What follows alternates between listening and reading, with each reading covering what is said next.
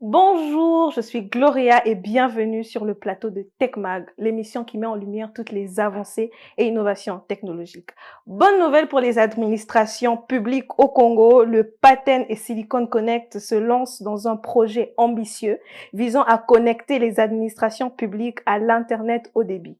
Le projet vise à améliorer les compétences numériques des agents publics, citoyens, résidents et entreprises, et aussi de les préparer aux emplois du futur et à l'économie numérique.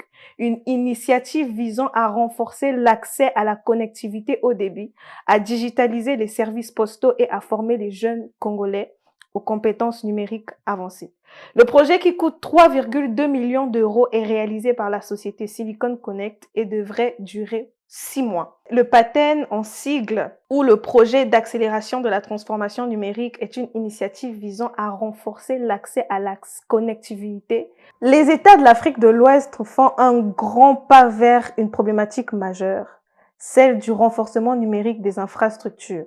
Ce 14 juin 2023 à Accra, au Ghana, l'Africa Data Center et Onyx Data Center ont procédé à une signature de partenariat qui vise à renforcer le paysage numérique tout en conservant les données à l'intérieur des frontières pour une meilleure performance. 6 startups béninoises spécialisées dans les technologies éducatives ont été sélectionnées pour rejoindre la première cohorte du programme Mastercard Foundation EdTech Fellowship.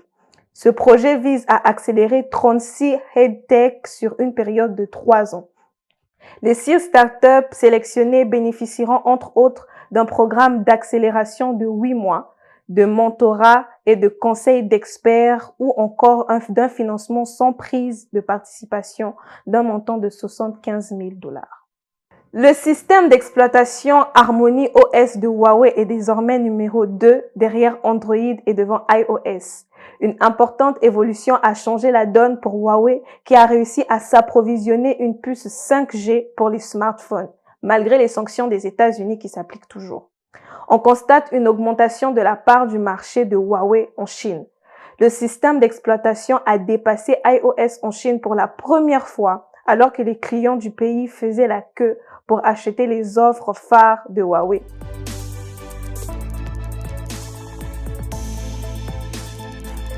Nous continuons notre émission avec notre chroniqueur Stéphanos dans la rubrique Découverte. Bonjour Stéphanos. Salut Gloria, comment vas-tu? Je vais bien et toi? Ouais, ça va aller, ça va aller. Bienvenue sur le plateau de TechMag. Yes. Je vois un peu le t-shirt Portland. Tu étais aux États-Unis. C'est les vacances. Oui et non, mais bon, on va parler de ça tout à l'heure, t'inquiète pas. Je viens avec des news des États-Unis, ça c'est clair. Alors pour la rubrique découverte, aujourd'hui, nous parlons de Zeparn. L'entreprise vient du Bénin. C'est une fintech béninoise qui permet aux utilisateurs d'épargner de l'argent et de se fixer des objectifs. Alors d'après la jeune pousse, Zeparn est un compagnon financier conçu pour nous aider à atteindre nos objectifs. C'est-à-dire Alors, comment dire, Zeparn, c'est une application qui est vraiment très particulière dans l'ensemble. Okay? Imagine la possibilité de pouvoir épargner ton argent, mais de la manière la plus simple. C'est-à-dire, je peux planifier mes congés, je peux planifier mes différentes dépenses, je peux faire énormément de choses depuis la source de mon argent. Et là, quand on parle de la source de mon argent, on parle du mobile money. Ok.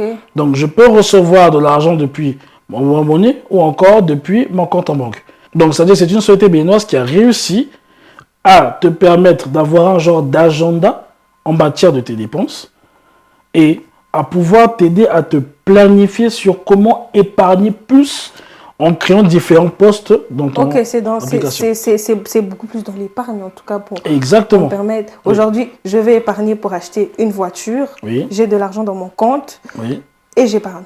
Mais comment ça se fait? Comment ça se passe? Oui, parce que d'abord, de base, si on t'envoie de l'argent, est-ce que la première chose à laquelle tu penses, c'est écoute, je vais mettre de côté pour épargner? Pas du Non, c'est il faut que je paye tes trucs, il faut. Voilà, exactement.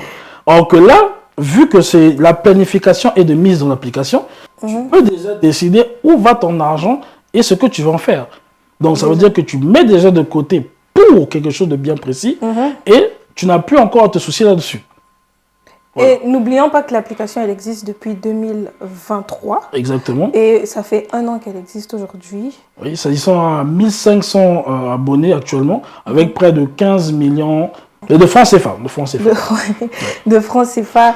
Et moi, j'aimerais bien que l'application s'ouvre un peu aussi, qu'elle aille un peu partout. Ce serait bien que moi, que j'arrive à gérer mon argent à moi depuis mon mobile money. Bah oui, ça c'est clair. Je comprends ce que tu veux dire par là et je suis d'accord avec toi sur ce point. Mais bon, ils sont encore à leur début. Attendons de voir un peu ce que ça donnera.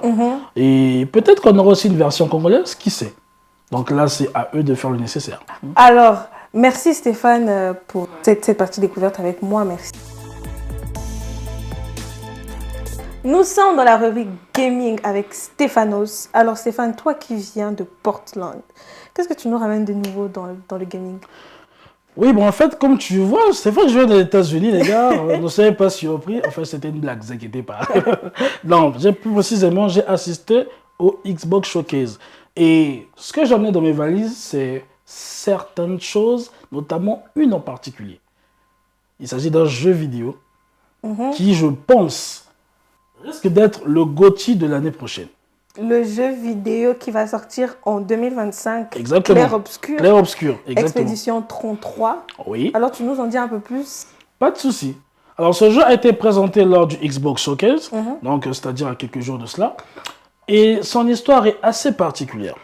J'ai vu qu'on parle de la France, on parle... D'abord, on va aller doucement. Il s'agit d'un jeu de type RPG, donc c'est un jeu de roleplay. Voilà. Et ce jeu est de type tour par tour également. Okay. Donc, c'est-à-dire que ce n'est pas un jeu conventionnel, un peu comme God of War ou autre, c'est-à-dire le personnage, tu le fais avancer, il avance.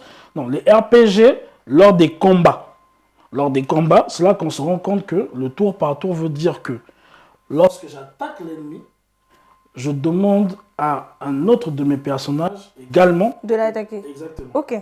Donc, ce n'est pas que je ne fais que l'attaquer au fur et à mesure, non. Et il y a aussi le retour de l'attaque de l'ennemi.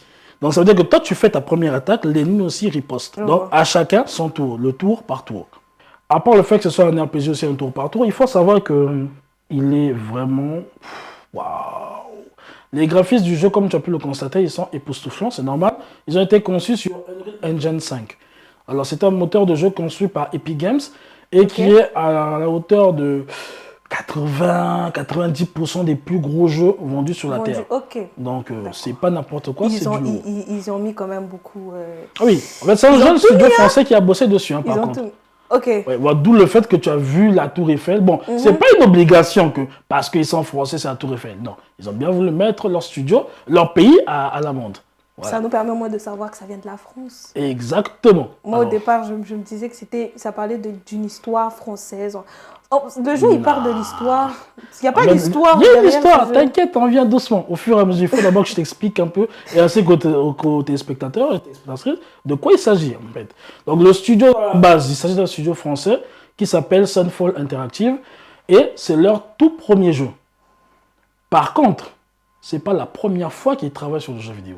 Notamment leur président, qui lui, est un ancien d'Ubisoft, qui a eu à travailler sur des jeux comme The Division 2. C'est-à-dire que c'est quelqu'un qui a un véritable background. Et l'ensemble du collectif sont aussi d'anciennes personnes, d'anciens gros studios. Voilà. Donc il y a à peu près 9 personnes qui viennent d'Ubisoft qui sont dans cette team.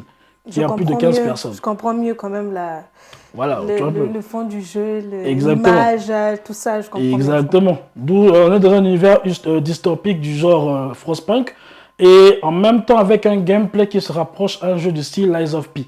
Donc, c'est un jeu qui, graphiquement, est un peu sombre. Tu es à Paris, dans une période victorienne, mais bon, c'est un peu chelou, c'est comme ça. Et l'histoire elle-même, elle est vraiment très triste. Il s'agit, bien sûr, d'une reine. En fait, c'est une reine qui se nomme la Pinterest.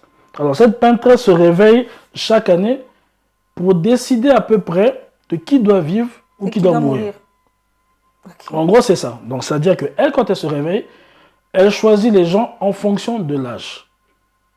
Toute personne ayant 34 meurt automatiquement. Et ça, c'est ce qui s'était passé l'année d'avant. Or, là, à son nouveau réveil, elle m'inscrit un chiffre, et le chiffre qu'elle inscrit représente tous ceux qui doivent disparaître. Et cette année-ci, c'est le chiffre 33. Ah, c'est pourquoi Expédition 33. 33. Ok. Exactement, tu as compris. Donc, ici, les protagonistes sont obligés de créer cette expédition pour aller en finir avec elle une bonne fois pour toutes, afin d'éviter à ce que toute cette jeunesse puisse disparaître du jour au lendemain. Et Parce est-ce que sinon, dans le jeu, on voit la reine ou on la voit pas? elle est brièvement montrée. Tout ce genre de jeu style Frostpunk, un peu Bioshock et autres, c'est des jeux où les combats de boss se font par étapes. Ok. Donc peut-être Plus qu'il y tu aura... avances, Voilà. plus tu peux voir le boss. En fait, plus tu tapes le boss, plus il peut avoir d'autres phases de boss. Ah, Donc, c'est-à-dire que le même boss, tu le frappes une première fois, il monte sur une deuxième phase, mutation, voilà, et au fur et à ainsi de suite, et mesure. ainsi de suite. Donc là, on attend la sortie du jeu pour l'année prochaine, qui sera disponible à sa sortie sur Xbox, les nouvelles Xbox, la série I, la série S, sur PS5 également, sur PC, mais surtout sur le Game Pass. Et le Game Pass est un abonnement extrêmement important. En parlant du Game Pass Oui. aujourd'hui, en juin, de ce mois de juin 2024, tu l'as dit plus tôt qu'il Oui. y a 6 jeux qui ont été présentés. Pour le Game Pass, oui, il y a 6 jeux qui ont été montrés. Bon, c'est des bons jeux dans l'ensemble, pour certains. Notamment, nous avons My Time and Soundtrack. Bon, ça, c'est un jeu toujours du type RPG comme le précédent qu'on a cité, mais pas du même calibre. Ce sont des anciens jeux. Ok. Voilà, donc c'est un jeu qui est passable dans l'ensemble. Par contre, ce que je conseillerais plus, c'est Steam World Dig. Voilà, Steam World Dig, c'est un jeu qui est du genre recherche, du genre également aussi click and point. Et également, on a de l'aventure en 2D, mais ce n'est pas un jeu qui est totalement facile. Par contre, il est assez prenant. Il y a le 1, le 2 qui est disponible dans le Game Pass. Dans le Game Pass. Voilà. Et moi, j'aimerais qu'on parle d'une chose. Mais qu'est-ce que c'est que le Game Pass? Parce qu'on entend parler du Game Pass, mais on ne comprend pas trop. Qu'est-ce que c'est que pas de le souci, Game pas de souci. Le Game Pass, c'est quoi? Alors, le Game Pass est un abonnement qui te permet d'avoir accès à un catalogue de jeux vidéo. Il y a plusieurs abonnements. Il y a aussi bien au niveau de PlayStation, qu'on appelle le PlayStation Plus, c'est pareil, et c'est par niveau. Parce que même au niveau du Game Pass de Xbox, tu as aussi 2 niveaux différents. Tu as l'abonnement de la console, l'abonnement du PC et l'abonnement Ultimate qui te fait tout le monde. D'accord. Voilà. Et sur PlayStation, tu as aussi 3 types d'abonnements en standard, extra et premium. Donc ça dépend d'où tu veux aller. Mais à part eux, actuellement aussi, des gros éditeurs ont commencé également à lancer leur abonnement comme EA+, Electronic Arts et également Ubisoft. Donc au fur et à mesure, ils ont compris que créer des abonnements, ça leur permet de pouvoir plus attirer les gens vers leur communauté afin qu'ils puissent tester leurs anciens jeux comme leurs nouveaux jeux. Et même, petit tips pour tous ceux qui sont sur EA, vous pouvez prendre leur abonnement et jouer à FIFA 23 qui est disponible là-bas. Et j'ai oublié de le dire tout à l'heure, concernant les jeux qui sortent sur le Game Pass, nous avons aussi la mise à jour de FC 24 qui est disponible, qui vous permettra de pouvoir vous amuser réellement à 200%. J'ai pas envie de dire tout ce qu'il y a dedans. Les amis, je préfère vous laisser la surprise. Si vous ne l'avez pas encore téléchargé, allez-y maintenant les yeux fermés. Pour les aficionados, les fanatiques de football, cette mise à jour en vaut largement le coup. Qui va permettre de jouer à la Coupe d'Europe 2024 sur toutes les plateformes. Non. Et bien sûr, la mise à jour. Là, en fait, comment dire?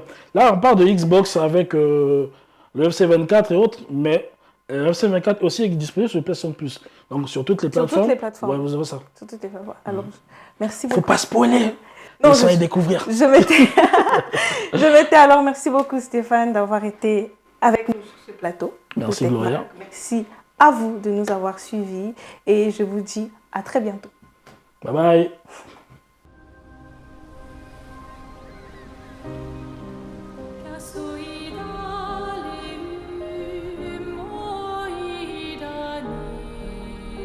Soon she'll wake and paint again. Paint a new number, ticking down every year. one stroke. And everyone of that age vanishes into nothingness. Every year she paints again. And every year, an expedition departs for the continent with one hopeless mission. Destroy the paintress so she can never paint death again. We'll break the cycle so she can't steal anyone else's future. This world is full of wonders. Yet everywhere we go, we walk with death. Do you mean we're the only ones left?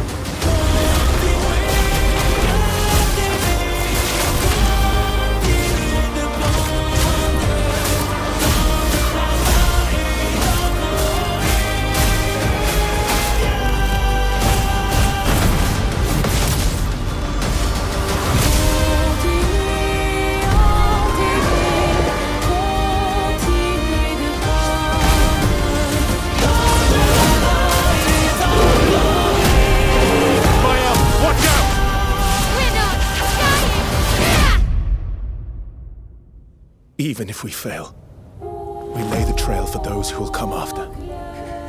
Right? We